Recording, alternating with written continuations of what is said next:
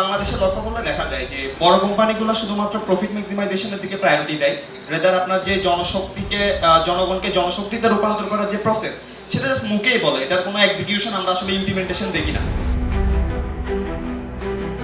আমাদের চাকরি বাকরি, কর্মসংস্থান, ব্যবসা এগুলো বিষয়কে নিয়ে কি আমরা ভাবি? আমার 4 বছরের অনার্স কোর্সে কোনো ইন্টার্নশিপের ব্যবস্থা নেই।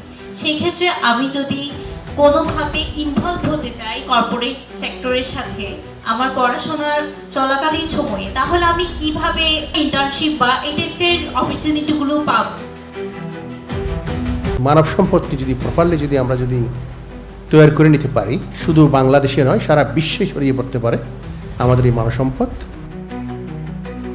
স্টুডেন্টদের যেই অথরিটি আছে, বিশ্ববিদ্যালয়ের প্রশাসন কিংবা আমাদের যে এডুকেশনাল যারা ল মেকার আছে, তাদের কিছু ক্যাটাগরিক্যাল প্রবলেমের কারণে প্রশাসনিক দূরদর্শী সিদ্ধান্তের অভাবে তারা ওই ডিসিশনগুলো নিতে পারছে না।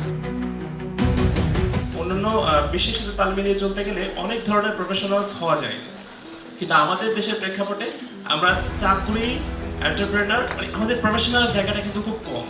রিসার্চের জায়গা থেকে আমাদের স্টুডেন্টদের পারফরমেন্স কিন্তু নাই। আমরা কেউ চাইলেই কিন্তু রিসার্চার হতে পারি না।